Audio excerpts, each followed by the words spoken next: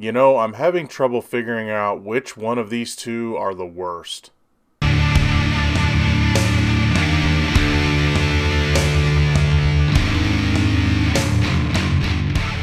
Hey everybody, what's going on? Welcome to an all-new Talkin Movies. As always, I'm your host, the real Gino Reynolds, and today we're going to be talking about one of the newer Netflix movies. Today we're going to be talking about I Care a Lot. I will warn you, there might be some minor spoilers in this review. I definitely will not give you any big spoilers, but if you don't want anything spoiled, I will say this. While this isn't the easiest watch, and it's hard for me to talk about without ruining anything, why on some cases. But while it's not an easy watch, I do really recommend this movie. I think the acting is phenomenal. I like the plot. That being said, I saw one or two of the big twists, especially the ending coming a mile away. But that being said, I thought, though we have two very despicable people, you could say there's a few more added into that, given the plot, but the two main characters, we have two very despicable people, and it's hard to know who to root for. That being said, watching them go at each other is totally worth watching, again, despite the ending especially being very, very predictable. What you have in this movie is Rosamund Pike plays a very, very crooked legal guardian. And when I say crooked, I mean they're not only just taking advantage of older people, they have this whole network of people where there's money being exchanged and everything like that to take advantage of old people, even if they don't need to be put in homes and things like that. They're putting people in homes that may or may not even need to be in them, and they're just bleeding them dry. And they make a case showing a courtroom even where the court knows her character, the judge knows her character, and he is like, well, she's a very good person and all this, and he's basically standing up for her, and it doesn't make anything that happens in this court fair. So they're taking advantage. They have this whole business doing this. So they end up finding, I believe they called it a cherry, where it's just they find a person that's got no attachments. They got tons of money, and they just can have all these things that they might be able to take advantage of this person. And enter Diane Weiss character. She seems very independent. She's very wealthy. She has her routines during the day. But her doctor points her out to Rosamund Pike's character and says, here's one, ripe for the picking. And so they spy on Diane Weiss' character. Fran, played by Isa Gonzalez, who is Rosamund Pike's partner at the business. They spy on her, and they find a way to get her in a home and start bleeding her dry. That is until a cab driver shows up, and the cab driver works for Peter Dinklage's character, and let's just say he's not so nice either. And this ends up putting him and Rosamund Pike's character on a collision course and a journey well worth watching. So what you have is an entire cast. All the main players in this cast are fantastic. Rosamund Pike is creepy because she has this, this attitude of I always want more. And it's not just money. I mean, money is a big part of it, but it's also about power and control and everything else. Her in a relationship with Isa Gonzalez's character becomes clear throughout the movie, especially about how close they are.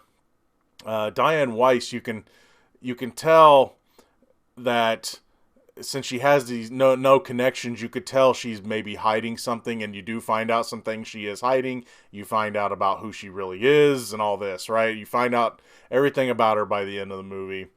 And you also find out she does have a connection to Peter Dinklage's character. And granted, I wish it would have been a less obvious connection. I wish it would have been something a little more, I don't know, not obvious, I guess. It's hard to really put it into words. I kind of wish it wouldn't have connected so easily. I wish it would have been something less obvious. But he comes into the picture, and again, watching his character, it's funny. You have these two despicable characters, and you can't really support either of their work. You have Rosamund Pike's character, who is taking advantage of older people, whether they need help or not, just so she can bleed them dry. I mean, they're selling houses, they're selling everything just to pay for the care, but then they're taking a salary off of these people as well. Plus, with Diane Weiss's character, there's also a bit of a side plot that goes on involving some of her possessions. So there's that too. Peter Dinklage's character, on the other hand, he's not a lovable criminal. He is into some pretty despicable things. So you're just wondering, it's like, do I root for the person that's taking advantage of people legally, quote unquote, or Peter Dinklage's character, who is just an all-around terrible person and is in a terrible enterprise, a very illegal one, and lots of illegal ones. So you have these two going at each other, and I will say I enjoyed the journey. I really did, because you want to know, okay, they're going to try to do it this way, they're going to try to do it that way. Well, that didn't work, so let's try something and make it worse. And it just keeps getting worse and worse. And really, it's not played to... There's some dark comedy in here, but it's not played to laugh out loud comedic effect. There's some, people getting killed and kidnapped and all sorts of things going on between these two. Where one's, beating this person at their own game here, and the other's beating them at their own game there. And it was just a really interesting ride. Again, my only real complaint is that the very final part of the movie, the very last minute or two, is I saw it coming a mile away, and then there's a twist here and there that is like, yeah, I knew that was gonna happen. That being said, though, I still really, really enjoyed this movie. I don't want to spoil too much of it, but I will say that you should watch it. Again, don't look for a hero in this movie. Don't look for someone to really root for, even though one or the other will do something to the other, and you're like, yeah, you got them good there, and then it's like, oh crap, they turned the tables. So it's well worth it watching it for their back and forth at each other. It's like, okay, I've had enough, we're going to do it this way. I had enough, we're going to do it that way. A lot of close calls. And it's well worth the watch. Rosamund Pike, again, she's, after Gone Girl, you can tell she's just really good at playing characters that are devoid of, or void of any, they don't have, they can disconnect themselves to the world. They can, to get their own way. She's very good at that, and she's very good in this. Peter Dinklage, his character gets a little erratic at times, but it's still entertaining to watch. He definitely has a temper. His temper, in some ways, I kind of wanted to see him go a little further here and there. But in a way, I wanted to see him go in the way of Kingpin from the Daredevil show. They didn't go that far, really, but he still I would have loved to see his rage get like that. I could imagine his character busting someone's head in a car door, but he still is dealing with his anger and all that, and again, him getting frustrated by this I'd say non-criminal, but we all know what Rosamund Pike's character's doing is criminal activity. It's just they're bouncing around and hopping around all the laws, right?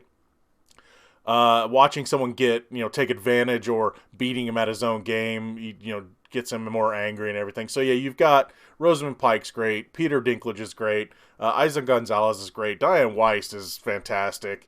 I love the cast. I loved the story this movie's trying to tell. I know it's hard to watch a movie where there's no real hero, but it's like watching the bad go after the worse, and it was an entertaining watch. So, being that it's on Netflix, it's definitely worth checking out. I do highly recommend it. That's going to be all for this edition of Talkin Movies. If you like what you've heard here, please subscribe to the Real Gino YouTube channel. Like this video. If you have anything to say about I Care a Lot, please, no spoilers in the comments. Please feel free, though, to leave comment in the section below. Till next time, I'm your host, the Real Gino, Gino Reynolds. See you later.